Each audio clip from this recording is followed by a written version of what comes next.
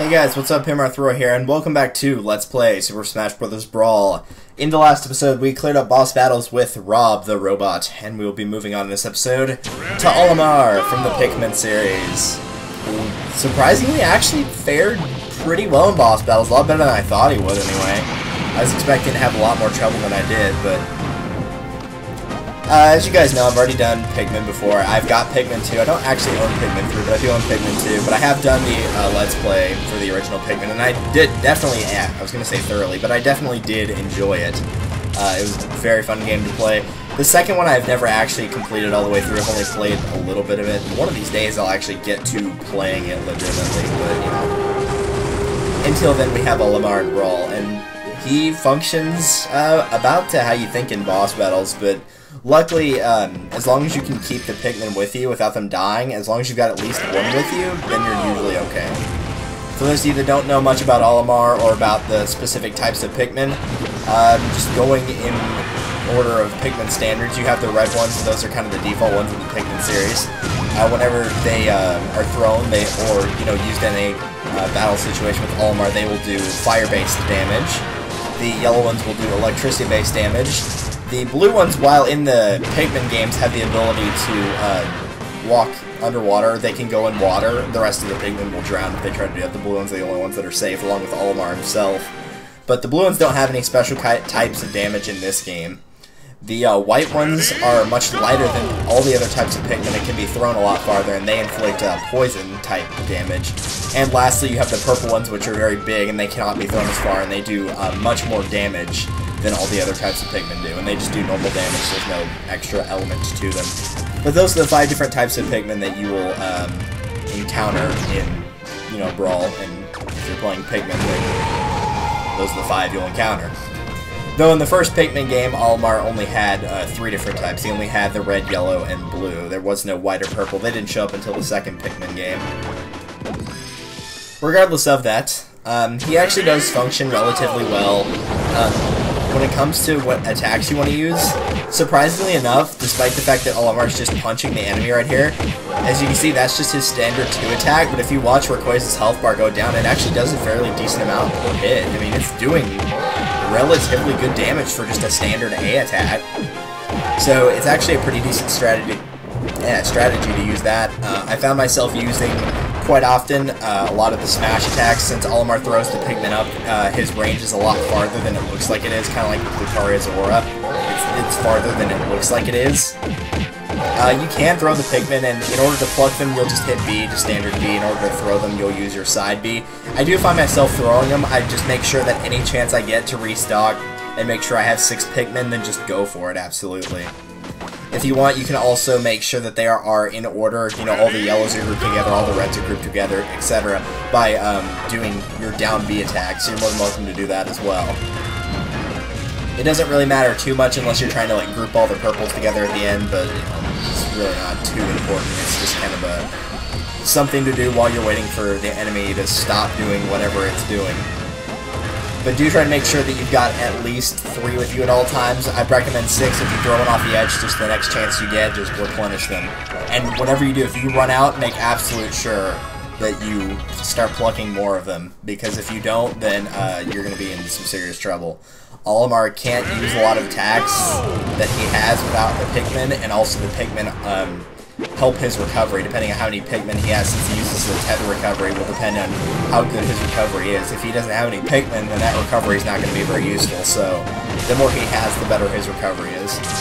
That being said, he is still a light character, so you will have to be pretty careful with him, but at the same time, I do feel like he's got a lot of multi-hit attacks, which, while it was a problem for Pikachu and Samus, I don't really find that they're that much of a problem with his. His are fast enough to where they don't cause an issue. But pretty much anything smash attack-wise works for Olimar. All of his aerials are pretty good. His standard attack, just while on the ground, is pretty good. So, I mean, you've actually got a lot more to work with than you would originally think, or initially think. It's just like, oh, Olimar, great, what am I going to do here? He surprised me in boss battles. There were some characters I thought would do really well that didn't, and then Olimar is probably the biggest surprise I've had thus far, where I thought he wasn't going to do very good, but he actually fares very well in boss battles, surprisingly enough. You do have to play a little bit carefully, but I mean, most of his attacks do a pretty good amount of damage that involves Pikmin, as you can see. In particular, the thing that I used the most, though, was his up aerial, just whenever I was next to a boss, and I did find that one to be incredibly useful.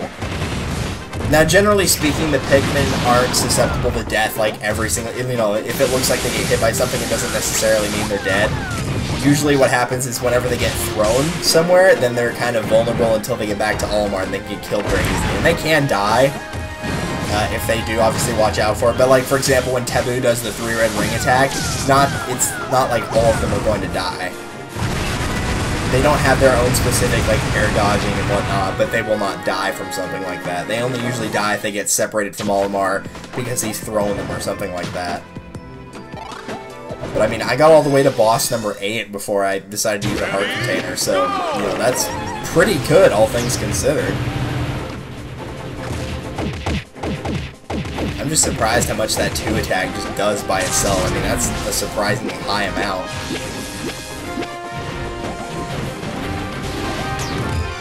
Yeah, see, there's a good example right there, because I used the attack, and it was separated from me.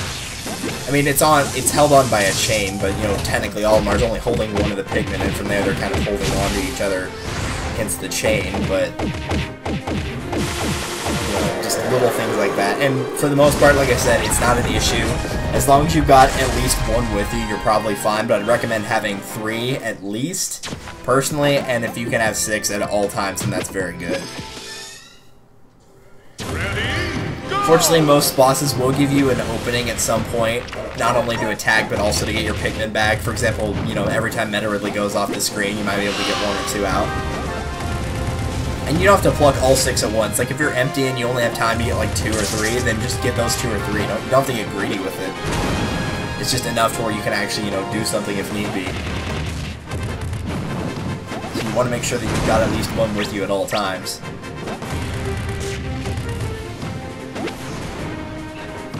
Bunk. You will get stuff like that too, whenever I did that side attack I did lose a blue Pikmin, and you know, stuff like that will happen where they just fly off the stage like that because, you know, you're using them for the attack. And I think, unless I'm wrong, because I don't see why this wouldn't be the case, in the Pikmin games, Pikmin start out with the flowers on their heads, and whenever they absorb nectar in the game, they switch from being leaf Pikmin to bud Pikmin, where they have a bud on their head, and then to flowers. And they get stronger and faster as they do so. And in this game, over time, if you keep, you know, Pikmin alive long enough, they will go from having the leaf on their head to a bud to a flower. And I believe they do get stronger as time goes on. So you don't want to just be throwing them left and right as projectiles over and over, and then just, you know, have them die. So you do want to try to keep them around. It's not the end of the world if you lose them, but keeping them around does have their, you know, own advantages. I feel like he actually does very well, Olimar does, for the Taboo fight, because every time he's warping around like that, whether he's, you know, doing the explosion thing or not, you do have plenty of time to get all of your Pikmin back. He's obviously got a very good projectile that he can use over and over, and it's, you know, one that can be restored relatively easily. It doesn't leave him vulnerable. Throwing the Pikmin does not take a lot of animation time. He can throw one in an air dodge right after, so you're not in any immediate danger because you threw 1 or 2 of them. So I do feel like that Olimar actually does work quite well against the Taboo fight. Because as far as I recall, I might have taken damage, but I didn't feel like at any point I was in any danger at all.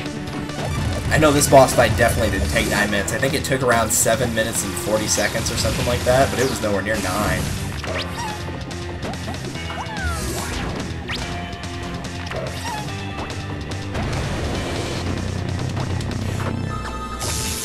Right here I was just using the up smash over and over in the up aerial. I wasn't trying to throw it at him. So, you know, like, you can throw the Pikmin. I'd recommend kind of doing it sparingly, and also, like, if you're on the left-hand side of the stage and you have to throw a Pikmin left or right, throw it right, because there's a good chance that it's just going to come back to you. If you throw it left, it's just going to go off the side of the stage, so whenever you throw it, just be mindful of which direction you're throwing it to, because you might just be able to, you know, safely just have it go right off. And right here, I was using the projectiles, and as you can see, I lost 3 of them, 2 whites and a red.